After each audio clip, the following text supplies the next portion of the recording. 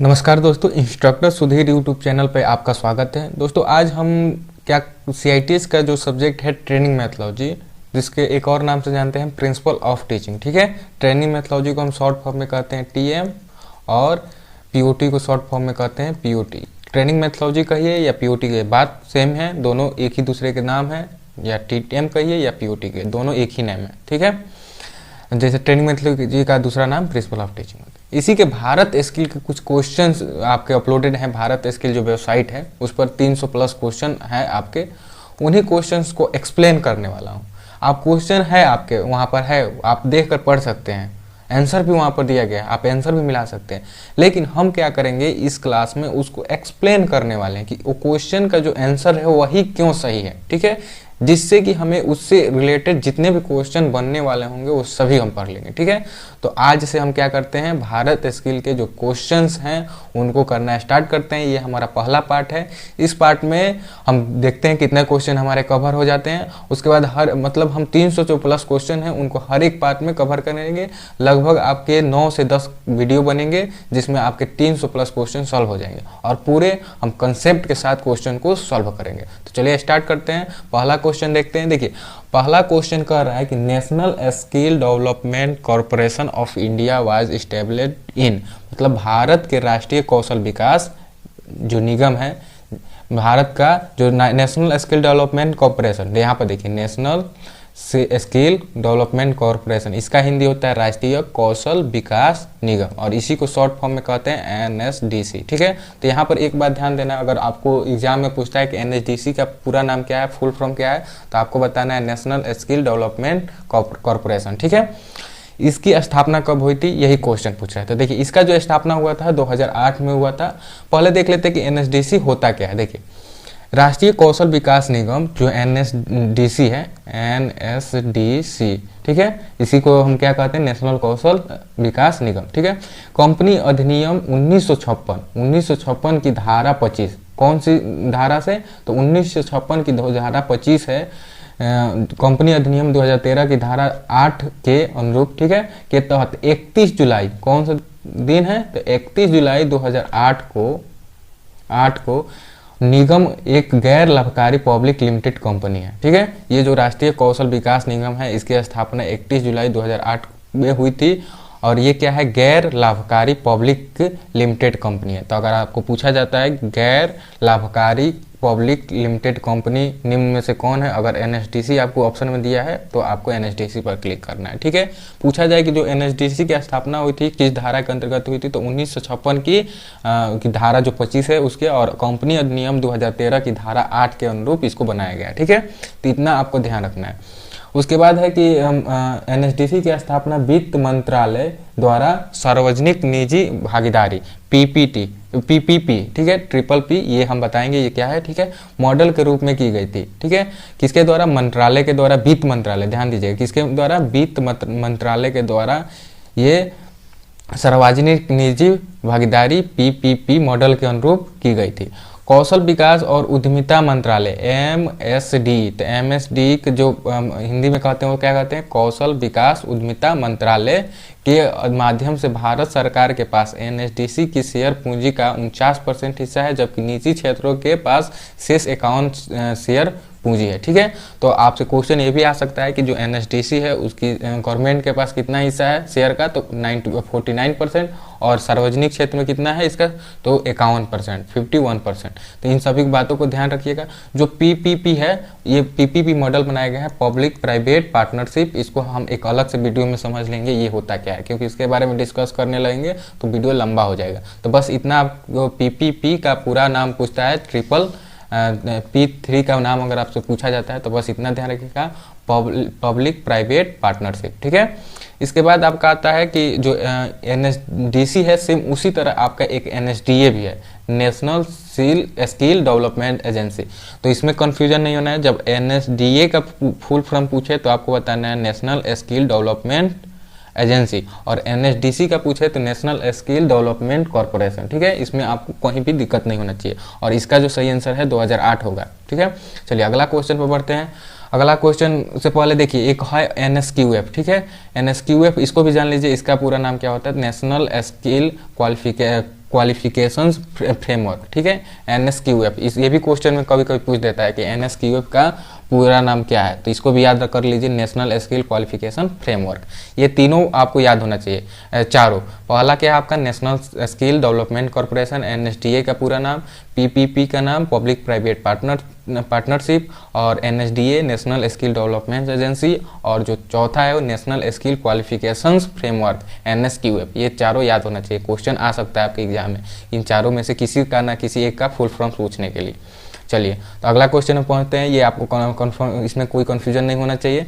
चलिए दूसरा क्वेश्चन है कि सूचनाएं मस्तिष्क के अंदर संग्रहित रहती है, एक निश्चित उद्दीपन की क्रिया के कारण मस्तिष्क के से कुछ जानकारी पुनः क्या होता है, यहाँ पर भरना है। इसमें से कौन सा ऑप्शन होगा, पहला होगा प्रतिधारण होता है, क्षमता होता है, स्मरण होता है, या कल्पना होता है, ठीक है।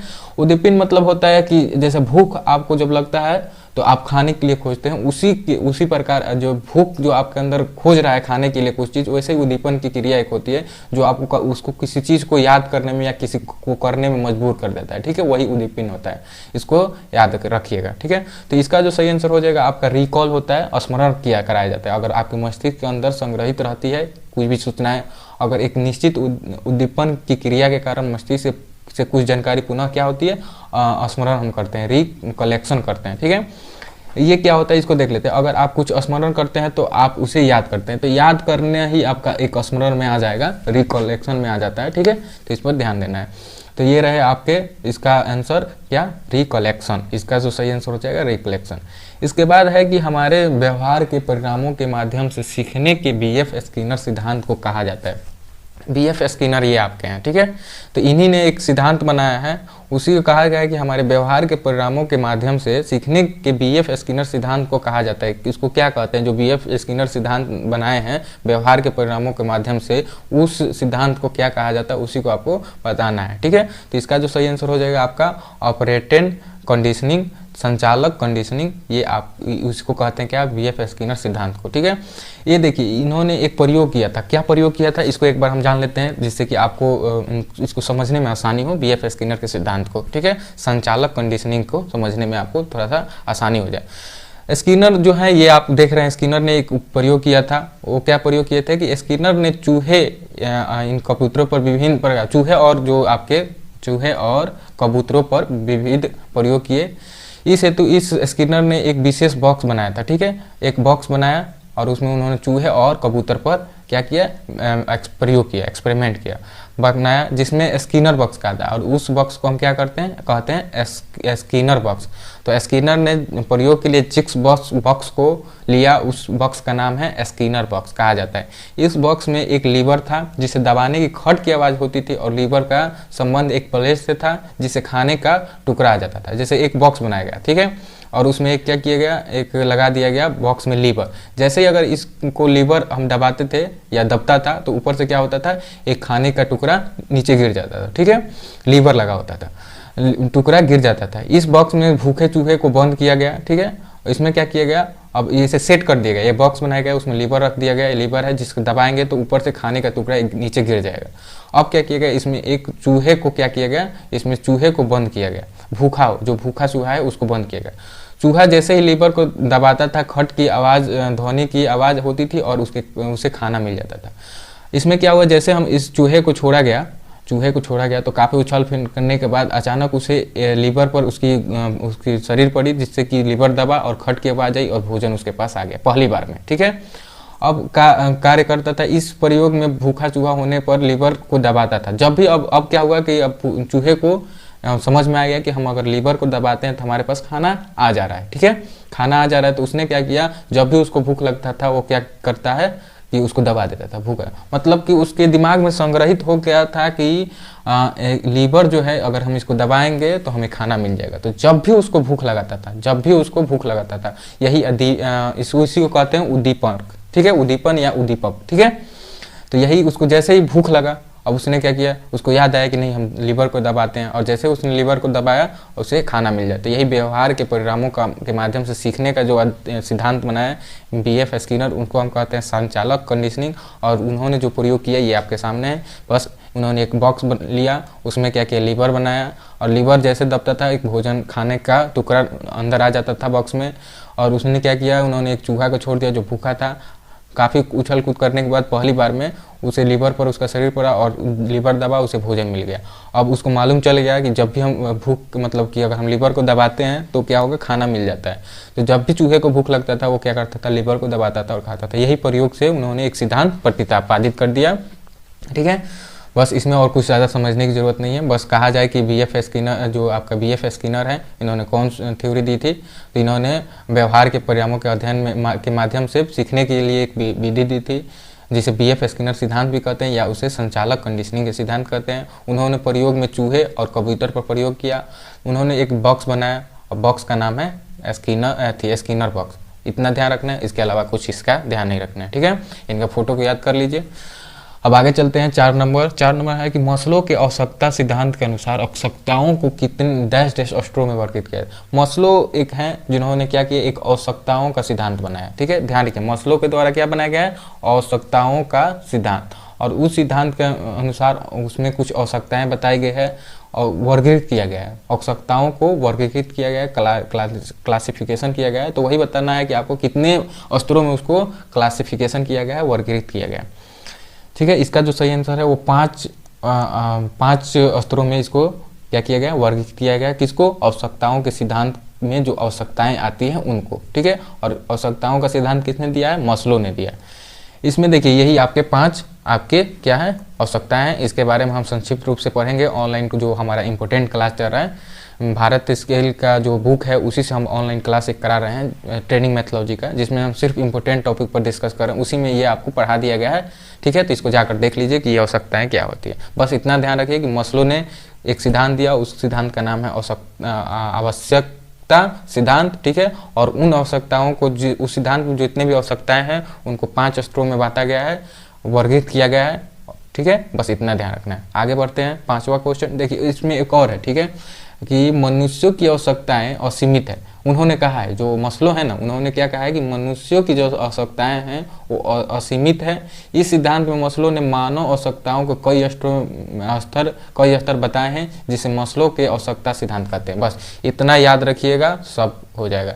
जब भी आपसे पूछा जाए कि मस्लो का आवश्यकता सिद्धांत क्या है, तो मनुष्यों की आवश्यकताएं असीमित है। इसी सिद्धांत में इसी सिद्धांत पर मस्लो ने मानव आवश्यकताओं को कई स्तर बनाए हैं। उसी को हम कहते हैं मस्लो का आवश्यकता सिद्धांत। इसको ध्यान रखिएगा। चलिए आगे बढ़ते हैं। इसमें अगला क्वेश्चन है 5 नंबर की, पाठ्यक्रम का विश्लेषण करते समय नौकरियां या अनुभव जिसके द्वारा कौशल हासिल और विकसित किया जा सकता है उससे किससे संबंधित है। ठीक है, पाठ्यक्रम का विश्लेषण आपको क्या करना है, जितने सिलेबस का जो है एनालिसिस करना है। ठीक है, पाठ्यक्रम का विश्लेषण है जिसमें करते समय नौकरियां और अनुभव के द्वारा कौशल हासिल और विकसित किया जा सकता है, किससे संबंधित है, करने से, जानने से, शुरू करने से, अभिनव से। इसका जो सही आंसर है वो करने से। जब तक आप कुछ कीजिएगा नहीं तब तक आपको ना ही आपको कौशल हासिल होगा, ना ही आपका विकास होगा। ठीक है, तो सबसे अच्छा होता है कि आप जब भी पाठ का एनालिसिस होता है उसमें सबसे ज़्यादा ध्यान दिया जाता है करने पर। ज़्यादा से ज़्यादा लड़कों को सिखाया जाए, उनको करने के लिए कहा जाए। ठीक है, उनकी प्रायोगिक क्षमता को बढ़ाया जाता है। ठीक है, अगला क्वेश्चन है 6 नंबर की, पाठ्यक्रम या पाठ्यक्रम सामग्री का विश्लेषण करने के लिए कितनी संदर्भ विधियों का उपयोग किया जाता है। अगर आपको पाठ्यक्रम का विश्लेषण करना है या पाठ्यक्रम सामग्री का विश्लेषण करना है, एनालिसिस करना है, तो आपके कितने संदर्भ विधियां हैं इसी को बताना है। तो इसके जो है संदर्भ विधियां 2 हैं। ठीक है, इसमें देखिए पाठ्यक्रम क्या होता है, इसके बारे में बताया गया है कि पाठ्यक्रम में वे सब क्रियाएं सम्मिलित है। जो आप पाठ्यक्रम यहाँ पर देख रहे हैं ये क्या है, इसको देखिए। पाठ्यक्रम में वे सभी क्रियाएं सम्मिलित है जिनका हम शिक्षा के उद्देश्यों की प्राप्ति के लिए विद्यालय में प्रयोग करते हैं। पाठ्यक्रम से आपसे पूछा जाए कि ये क्या है पाठ्यक्रम, तो आप बताइएगा कि पाठ्यक्रम में वे सभी क्रियाएं शामिल है, वो सभी कार्य किया जाता है जिसका हमें शिक्षा के उद्देश्य से, जिससे शिक्षा के उद्देश्य, यहाँ पर ध्यान दिए, शिक्षा के उद्देश्य से प्राप्ति के लिए विद्यालय में प्रयोग करते हैं। ठीक है, शिक्षा के शिक्षा के उद्देश्य के लिए जो भी हम कार्य करते हैं पाठ्यक्रम में डाला जाता है, वो कार्य करते हैं, वही आपका पाठ्यक्रम कहलाता है। ठीक है, इतने इसमें कोई कंफ्यूजन नहीं। आगे चलते हैं 7 नंबर क्वेश्चन। 7 नंबर क्वेश्चन के संबंधित जानकारी के संदर्भ में एक मोटर कार चालक को सभी ड्राइविंग तकनीक जानना चाहिए। ठीक है, तो इसका जो सही आंसर हो जाएगा मस्ट, जानना चाहिए। जैसे जानना चाहिए कहने का मतलब कि इसको जरूरी है। अगर इसको ऐसा अगर किसी के विषय में, जैसे एक मोटर कार है, एक मोटर कार के बारे में बात किया जा रहा है और साथ ही साथ किसके बारे में, एक मनुष्य के बारे में बात किया जा रहा है, तो इतना ध्यान दीजिए कि जो मनुष्य है, जो सीखने के लिए कहा जा रहा है, अगर वो सीखना इंपॉर्टेंट हो जाता है इस कार को चलाने के लिए, तो जानना चाहिए। ठीक है, ठीक है, अगर हो सकता है कि वो ना भी जाने तब भी काम चल सकता है, तो आपको इन तीनों में से कोई जैसे पता होना चाहिए। जैसे हो सकता है कि उसको पता होना चाहिए, ठीक है, जान सकता है, पता होना चाहिए, पता होगा। ठीक है, तो मस्ट नो, जो उसको जानना चाहिए, तो ड्राइविंग स्किल जानना चाहिए। अगर वो ड्राइविंग स्किल नहीं जानेगा तो ड्राइवर कहलाएगा ही नहीं, तो इसको एकदम मस्ट नो, इसको जानना ही चाहिए। ठीक है, और इसमें से जो भी आता है इसको हम संक्षिप्त रूप से इंपॉर्टेंट टॉपिक में बता देंगे, कहाँ मस्ट नो लगेगा, कहाँ शुड नो, कहाँ कुड नो और कहाँ वुड नो का उपयोग किया जाएगा। बस इसमें समझ लीजिए कि ये क्या है, कार चलाने के लिए ड्राइविंग स्किल चाहिए ही चाहिए। एक ड्राइवर को अगर ड्राइवर कहलाना है तो उसको ड्राइविंग टेक्निक के बारे में जानना ही चाहिए, इसलिए ये क्या हो जाता है, मस्ट नो पर हमारा आंसर जाता है। आगे बढ़ते हैं 8 नंबर क्वेश्चन। कह रहा है कि डीजीटी के दूरस्थ शिक्षा कार्यक्रम में शिक्षक को डैश डैश रूप में जाना जाता है। डीजीटी जो उन्होंने क्या किया, एक दूरस्थ शिक्षा बनाया है, कार्यक्रम बनाया है, जिसमें शिक्षक को डैश डैश रूप में, उसको शिक्षक का एक दूसरा नाम दिया गया है, उसी को क्या कहते हैं। सबसे पहले जान लेते हैं कि जो आपके इसका सही आंसर होगा वो स्टूडियो होगा। ठीक है, इसमें जान लेते हैं कि दूरस्थ शिक्षा क्या है, डिस्टेंस एजुकेशन क्या होता है। दूरस्थ शिक्षा की वह प्रणाली है जिसमें शिक्षक तथा शिक्षु जो भी सिखाने वाला है और सीखने वाला है को स्थान विशेष अथवा समय विशेष पर मौजूद होने की आवश्यकता नहीं होती है। मतलब कि जब आपकी पढ़ाई समय विशेष, एक स्थान विशेष, मतलब एक पढ़ने के लिए एक स्कूल बनाया जाता है और पढ़ाने के लिए एक टाइम बनाया जाता है, लेकिन इसमें दूरस्थ एजुकेशन में इसकी कोई जरूरत आवश्यकता नहीं होती है। यह प्रणाली अध्ययन तथा शिक्षण के तौर तरीकों तथा समय निर्धारण के साथ साथ गुणवत्ता संबंधित उपेक्षाओं से समझौता किए बिना प्रत्येक मापदंडों के संबंध में भी उदार है। कहने का मतलब है कि आपको सभी जानकारी, आपको जैसे स्कूल में पढ़ते सभी आपको वैसे ही शिक्षा दी जाएगी, लेकिन बस इसमें यह है कि एक निश्चित स्थान विशेष नहीं है और समय विशेष नहीं है। जो आपको स्कूल में मिलता है कि आप स्कूल में जाइएगा तो पढ़ पाइएगा, 10 बजे से ट्रेड थ्योरी पढ़िएगा, 11 बजे से आप ट्रेड प्रैक्टिकल कीजिएगा, वैसा इसमें कुछ नहीं है। इसमें सिर्फ क्या है, ना ही स्थान विशेष है और ना ही आपको समय विशेष है, लेकिन सभी जानकारी आपको दी जाएगी जो आप स्कूल में पढ़ते हैं, आपको सभी शिक्षा मिलेगी। ठीक है, तो यही होता है दूरस्थ शिक्षा। तो जो दूरस्थ शिक्षा है डीजीटी ने बनाया, उसमें शिक्षक को स्टूडियो रूप में जाना जाता है। आगे बढ़ते हैं 9 नंबर क्वेश्चन है कि शिक्षक और छात्र के बीच कम बातचीत के कारण देश का प्रभाव खराब होता है। देखिए, शिक्षक और छात्र अगर आपस में बात नहीं करते हैं तो क्या खराब हो जाता है, उसी को बस बता देना है। ठीक है, तो इसका जो सही आंसर हो जाएगा आपका होगा अतुल्यकालिक प्रकार दूरस्थ शिक्षा कार्यक्रम। ठीक है, इसमें देखिए जो आपकी एसिक्रोनल लर्निंग है, ये जो एसिक्रोनल टाइप डिस्टेंस लर्निंग प्रोग्राम, ये होता क्या, इसको देख लीजिए। एसिक्रोनल लर्निंग एक प्रकार का शिक्षण है जिसमें छात्र और शिक्षक वास्तविक समय में सीधे संवाद नहीं कर पाते। वास्तविक समय मतलब अगर आप स्कूल में हैं और क्या हो रहा है कि टीचर जो हैं वो और स्टूडेंट आपस में बातचीत नहीं कर रहे हैं, डिस्कस नहीं कर रहे हैं, तो उसी शिक्षा को हम कहते हैं क्या कहते हैं, एसिक्रोनस लर्निंग। ठीक है, asynchronous type distance learning program, Hindi में कहते हैं अतुल्यकालिक प्रकार दूरस्थ शिक्षा कार्यक्रम। ये जितने भी आ रहा है हिडन पॉइंट, ये आपका क्या है, पॉइंट है इस क्वेश्चन को समझने के लिए। इन सभी को आप क्या कीजिए, नोटबुक में नोट करते हुए चलिए। ठीक है, आगे बढ़ते हैं 10 नंबर क्वेश्चन कि इंदिरा गांधी राष्ट्रीय मुक्त विद्यालय नई दिल्ली की स्थापना भारत की संसद के किस अधिनियम में, ये भी क्या है आपका दूरस्थ शिक्षा में आता है, डिस्टेंस लर्निंग में आता है, डिस्टेंस एजुकेशन में आता है, इंदिरा गांधी राष्ट्रीय मुक्त विद्यालय। ठीक है, ये क्या, इसकी स्थापना कब हुई थी यही बताना है। तो इसकी स्थापना 1985 में हुई थी। ठीक है, देखिए भारत में 16 खुले जो ओपन विद्यालय, ओपन यूनिवर्सिटी जो है वो कितने हैं भारत में, 14 है, 75 और नियमित विश्वविद्यालय, हो सकता है कि इसमें कोई वृद्धि हो गई हो, आप एक बार जरूर जांच कर लीजिएगा। ठीक है, इसमें देखिए जो इंदिरा गांधी राष्ट्रीय मुक्त विद्यालय है, ओपन यूनिवर्सिटी इसको भी कहा जाता है, राष्ट्रीय इंदिरा गांधी राष्ट्रीय मुक्त विद्यालय, इसको क्या कहा जाता है, ओपन यूनिवर्सिटी कहा जाता है, डिस्टेंस लर्निंग कहा जाता है, डिस्टेंस एजुकेशन भी कहा जाता है। ठीक है, मुक्त विद्यालय संक्षेप में इग्नू, इसका नाम क्या है, इग्नू। इग्नू का पूरा नाम है इंदिरा गांधी राष्ट्रीय या नेशनल ओपन यूनिवर्सिटी। ठीक है, Indira Gandhi national open university, Indira Gandhi राष्ट्रीय मुक्त विद्यालय, इसको ध्यान रखना है। इसको संक्षेप में करते हैं, भारतीय संसद अधिनियम के द्वारा, भारतीय संसद अधिनियम सितंबर 1985 में स्थापित एक केंद्रीय विश्वविद्यालय है।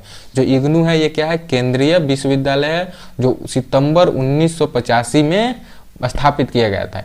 इसका मुख्य कार्यालय नई दिल्ली है में स्थापित है। ठीक है, यह दुनिया का सबसे बड़ा विश्वविद्यालय, दुनिया का सबसे बड़ा विश्वविद्यालय यूनिवर्सिटी जो इग्नू यूनिवर्सिटी है। ठीक है, इग्नू है दुनिया का सबसे बड़ा विश्वविद्यालय और ये ओपन यूनिवर्सिटी भी है, और इसकी स्थापना सितंबर 1985 में हुई थी, और इसका मुख्यालय जो है वो नई दिल्ली में है। और इग्नू का पूरा नाम होता है Indira Gandhi national open university. ठीक है, और हिंदी में कहते हैं इंदिरा गांधी राष्ट्रीय मुक्त विद्यालय। ठीक है, इतना बस याद रखिएगा, इसी से क्वेश्चन हो सकता है कि इस अगली बार पूछा हो 1900 कब स्थापना हुआ था, इसका आप पूछ दे कि इसको शॉर्ट फॉर्म में क्या कहते हैं। ठीक है, और पूछ दे कि अगर कहीं मंथ भी डाल दे तो सितंबर 2085 याद रखना है। पूछ दे कि ये इसका मुख्यालय कहाँ है इग्नू का, तो दिल्ली याद रखना है। ठीक है, तो इन सभी को याद करके रखिएगा। आगे बढ़ते हैं, उसमें है कि मुक्त विद्यालय जो ओपन यूनिवर्सिटी हैं ये क्या होते हैं, ऐसे विद्यालय होते हैं जो दूरस्थ शिक्षा, दूरस्थ एजुकेशन के उद्देश्य से स्थापित किया जाता है। ऐसे विद्यालय भारत, यूके और अन्य देशों में कार्य करते हैं। जो आपका मुक्त ओपन यूनिवर्सिटी जो है, अभी बोले कि इंदिरा गांधी क्या है, इंदिरा गांधी जो इग्नू है वो एक ओपन यूनिवर्सिटी है, और ऐसे जो विद्यालय हैं वो क्या है, दूरस्थ एजुकेशन पर कार्य करते हैं। तो आपसे क्वेश्चन पूछा जाए अगर कि इग्नू किस शिक्षा पर कार्य करता है, तो डिस्टेंस एजुकेशन पर कार्य करता है, उद्देश्य से कार्य करता है। ठीक है, आगे बढ़ते हैं, 11 नंबर क्वेश्चन देख लेते हैं कि निम्नलिखित में से कौन एक दृश्य सहायक है। ठीक है, इसका जो सही आंसर हो जाएगा वो स्लाइड प्रोजेक्टर है। दृश्य सहायक क्या होता है इसके बारे में जान लेते हैं। देखिए, जो दृश्य साधन में शिक्षार्थी की नेत्र इंद्रियां, जो आपकी इंद्रियां होती है उनमें से जो नेत्र है वही शामिल होता है। सिर्फ नेत्र जिसको समझने के लिए, देखने के लिए सिर्फ नेत्र शामिल हो जाए ज्ञान इंद्रिया में से, तो वही आपका दृश्य साधन कहलाता है। जैसे श्यामपथ, बुलेटिन बोर्ड, चित्र, ठीक है, चार्ट, फोटोग्राफ, पोस्टर, मानचित्र, ग्लोब, मॉडल, नमूने, पाठ्य पुस्तक, मूक चलचित्र, जो आपको पुराने समय में क्या होता था, बिना आवाज का जो आता था वीडियो, वही आपके मूक चलचित्र होते थे। तो ये जिसमें सिर्फ आपका आंख, आप सिर्फ देख सकते हैं, जिस चीज को आप सिर्फ देख सकते हैं वही आपका दृश्य साधनों में आता है। तो वही स्लाइड प्रोजेक्टर है, वो क्या है, दृश्य साधन है। ठीक है, इसमें को याद कर लेना है। जितने भी एग्जाम्पल दिए गए हैं, जैसे श्यामपथ, बुलेटिन बोर्ड हर बार पूछता है। ठीक है, इसको भी याद करें, पूछेगा बुलेटिन बोर्ड किस सहायक सामग्री में आता है, तो दृश्य सहायक सामग्री में आता है। चलिए आगे बढ़ते हैं। 12 नंबर क्वेश्चन है कि निम्न में से कौन सा एक प्रकार का डिस्प्ले बोर्ड है। ठीक है, डिस्प्ले बोर्ड इसमें से कौन है, सब कोई जानता है। ये जितने भी आपके दिखाई दे रहे हैं, चुंबकीय बोर्ड, फ्लालेन बोर्ड और बुलेटिन बोर्ड, ये सभी क्या है, चुंबकीय बोर्ड है। ठीक है, इसके बाद 13 नंबर क्वेश्चन है कि निम्नलिखित में से कौन संचार प्रणाली का एक घटक है। संचार प्रणाली मतलब सूचनाओं को एक स्थान से दूसरे स्थान तक पहुंचाने के लिए जितने भी सहायक होते हैं वही संचार प्रणाली के घटक कहलाते हैं। इसमें से बताना है आपको कि अगर आप कोई सूचना भेज रहे हैं तो कौन कौन सी चीज़ें इसमें सहायता करती है। सोर्स मतलब एक जो भेजने वाला है वो, संदेश, एक संदेश भी होता है, एक रिसीवर भी होता है। तो ये सभी, इसका जो सही आंसर हो जाएगा क्या, ये सभी ही इंपॉर्टेंट होते हैं आपके संचार प्रणाली के घटक में। एक जानकारी को एक स्थान से दूसरे स्थान तक भेजने के लिए, मान लीजिए कि यहाँ पर कोई व्यक्ति है और यहाँ पर कोई व्यक्ति है और इनको क्या करना है, एक जानकारी को भेजना है। तो ये जो है, ये क्या है, स्रोत है कि इनके द्वारा ही भेजा जाता है। ठीक है, और जो भेजेंगे तो एक मैसेज बनता है, वही आपका क्या होता है, मैसेज है। जो भेजना है, जो जानकारी, वो मैसेज हो गया, और जिसके पास भेजना है वो रिसीवर हो गया। ठीक है, ये रिसीवर होता है। ठीक है, तो इस पर ध्यान रखना है। ठीक है, आगे चलते हैं। देखिए, जो आपके संचार के तत्व हैं, जो संचार के घटक है, वो है आपका मैसेज, सेंडर, मीडियम और रिसीवर और प्रोटोकॉल। ठीक है, ये आपके संचार के घटक है, इन सभी को याद कर लीजिएगा। हो सकता है कि अगली बार जो क्वेश्चन आए आपसे पूछा जाए तो इसमें से ये तीनों ना रहकर आगे के तीनों हो, तो उसके लिए आप क्या कीजिएगा, याद कर लीजिएगा कि ये आपके संचार के घटक है, यही इंपॉर्टेंट घटक होते हैं। ठीक है, मैसेज, सेंडर, मीडियम, रिसीवर और प्रोटोकॉल।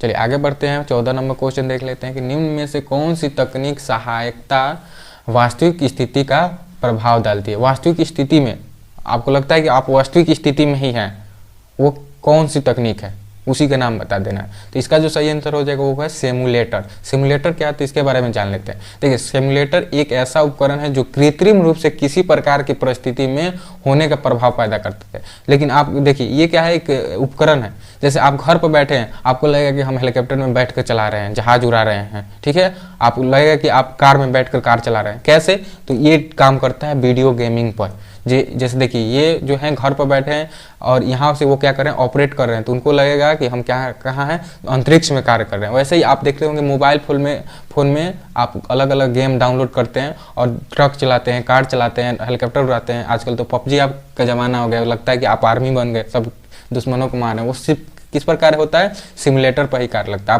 आप घर पर बैठे हैं लेकिन लगेगा कि आप क्या कर रहे हैं, ट्रक को चला रहे हैं। तो इस प्रकार की जो वास्तविक स्थिति पैदा होती है जिस तकनीक की सहायता से, वही होता है सिमुलेटर। इसको समझ गए, इसमें कोई परेशानी नहीं। चलिए आगे बढ़ते हैं। ऑपरेशन शीट किसके द्वारा बनाई जाती है, ये इंपॉर्टेंट होता है। ये क्वेश्चन हर बार आता है, सबको जानकारी हो जाएगा। जो ऑपरेशन शीट बनाया जाता है वो इंस्ट्रक्टर के द्वारा बनाया जाता है। लेकिन एक और डाउट हो जाता है इसमें, ऑपरेशन शीट तो शिक्षक के द्वारा बनाया जाता है, ये सही है। लेकिन आप लोग कहते हैं कि सर हम जो गए हैं अभी CITS कर रहे हैं, ये तो हम लोग बना रहे हैं, हम लोग तो स्टूडेंट हैं, ट्रेनीज हैं, फिर हम लोग क्यों बनाने के लिए दिया जाता है। तो देखिए आप वहाँ पर अनुदेशक बनने के लिए गए हैं, तो अनुदेशक बनने के लिए, तो मान लीजिए अनुदेशक आप बन जाए तो आप जानेंगे कि ऑपरेशन शीट कैसे बनाया जाए, तब ना आप बना पाइएगा। इसलिए आपको सिखाया जाता है पहले ही कि आपको क्या है, अनुदेशक बन जाने के बाद आपको ऑपरेशन शीट जब बनाना हो तो उसमें कोई गलती ना करें, ठीक है। तो इसको समझ गए। चलिए आगे बढ़ते हैं। इसमें कि निम्नलिखित में से कौन सी सामग्री छात्र द्वारा तैयार की जाती है। अब आ गया कि छात्र द्वारा क्या बनाना है, ऑपरेशन शीट नहीं, अभी तो हम पढ़े कि इंस्ट्रक्टर बनाते हैं। सूचना पत्र यहाँ ये भी नहीं बनाते। असाइनमेंट शीट ना, असाइनमेंट शीट भी अनुदेशक देते हैं स्टूडेंट को। तो इसमें से जो सही आंसर है इनमें से कोई नहीं। ऑपरेशन शीट भी आपके अनुदेशक बनाते हैं, सूचना पत्र भी आप अनुदेशक बनाते हैं, असाइनमेंट शीट भी अनुदेशक बनाते हैं, ठीक है। आगे बढ़ते हैं। कह रहा है कि इन WIM what does W stand for, मतलब WIM में ये क्या है, WIM में संक्षिप्त रूप है में W का क्या अर्थ होता है, इसी को बताना है आपको। WIM में W का क्या अर्थ है, इसी को बनाना है। तो इसका जो सही आंसर है वो है रिटेन। W में आपका आ जाता है रिटेन, तो रिटेन तो W का आ गया। I का क्या होगा, तो इंस्ट्रक्शनल। W का रिटेन, I का इंस्ट्रक्शनल और M का मटेरियल। तो बस इसी को याद है। हो सकता है कि आपको पूछ दे कि WIM का पूरा फुल फॉर्म बताइए, तो रिटेन इंस्ट्रक्शनल मटेरियल, ठीक है। हो सकता है कि इस बार W के बारे में पूछा हो, आगे बोल दे कि M का क्या अर्थ है, तो आपको मालूम होना चाहिए मटेरियल होता है। I का मतलब क्या है, तो इंस्ट्रक्शनल होता है। ये सभी जानकारी होनी चाहिए, तो इसको भी नोट कर लीजिए कॉपी में। चलिए आगे बढ़ते हैं। आगे है कि WIM शिक्षण और सीखने की प्रक्रिया में मुख्य शिक्षण सामग्री के रूप में कार्य करता है। जो WIM बहुत इंपॉर्टेंट है, क्या, शिक्षण या सिखाने में। आप पढ़ा रहे हैं, लड़कों को सिखा रहे हैं, इसमें बहुत ही अहम इसका मुख्य भाग है, ठीक है, पढ़ाने के में, ठीक है। इसको ध्यान रखना है WIM। इसमें क्या क्या होता है ये सभी इंपॉर्टेंट टॉपिक में आप पढ़ लेंगे। जो ऑनलाइन क्लास हमारा चलता है, ऑनलाइन क्लास किसके लिए, ट्रेनिंग मेथोडोलॉजी के लिए, इंपॉर्टेंट टॉपिक पर, उसमें आपको WIM के बारे में पूरा जानकारी दे देंगे, ठीक है। आगे बढ़ते हैं कि निम्नलिखित में से कौन सा एक प्रशिक्षण की विशेषता है। एक प्रशिक्षण की विशेषता कौन सी है इसमें बताना है। तो इसका जो सही आंसर हो जाएगा, ये सभी क्या है, वैधता उसमें होना चाहिए, मतलब कुछ दिन तक वो रहना चाहिए, उसकी लिमिट। मान लीजिए कोई भी हम कुछ भी सीख रहे हैं तो उसकी कोई होनी चाहिए कि हाँ इतना फ्यूचर भी होना चाहिए उसका, बस वैधता। विश्वसनीयता मतलब उसको विश्वास होना, निष्पक्षता, ये तीनों क्या है, जरूरी हो जाता है। देखिए प्रशिक्षण क्या है, एक प्रशिक्षण एक निर्दिष्ट क्षेत्र में ज्ञान, कौशल और योग्यता को मापने के लिए मूल्यांकन का एक प्रकार है। किसी भी क्षेत्र हो गया, कोई भी एक निर्देशित क्षेत्र है, उसमें अगर ज्ञान की जांच, कौशल की जांच और योग्यता की माप करने के लिए क्या किया, मूल्यांकन करने के लिए क्या किया जाता है, प्रशिक्षण का जरूरत पड़ता है। या किसी विशेष विषय में किसी व्यक्ति को कठिनाइयों को जानने में मदद करता है। जैसे कि CNC मशीन आपको चलाना है तो उसके लिए पहले आपको प्रशिक्षण लेना पड़ता है। प्रशिक्षण ले लीजिएगा तो आपके अंदर ज्ञान आ जाएगा, कौशल आ जाएगा, योग्यता आ जाएगा, तब आप क्या कीजिएगा, CNC मशीन चला सकते हैं। सेम वही है कि किसी भी प्रशिक्षण की विशेषता के लिए वैधता, विश्वसनीयता और निष्पक्षता, ये तीनों जरूरी है। आगे बढ़ते हैं। कह रहा है कि निम्न में से कौन सा एक प्रकार का वस्तुनिष्ठ प्रकार का परीक्षण है। मतलब आपको बताना है कौन इसमें से वस्तुनिष्ठ प्रकार का ऑब्जेक्टिव टाइप टेस्ट होता है। इनमें से रिक्त स्थान को भरना, सही गलत मिलाना, सही गलत या मिलान, ये क्या आपको लगता है कि इसमें से कौन आपको लग रहा है कि ऑब्जेक्टिव टाइप क्वेश्चन है। देखिए पहले हम समझ लेते थे कि इसका जो सही आंसर है ये सभी रिक्त स्थान भी ऑब्जेक्टिव टाइप क्वेश्चन में आता है, गलत सही का भी ट्रू फॉल्स भी आपका क्या आता है ऑब्जेक्टिव टाइप में आता है मिलान। क्या होता है ऑब्जेक्टिव टाइप क्वेश्चन, इसको समझ लेते हैं।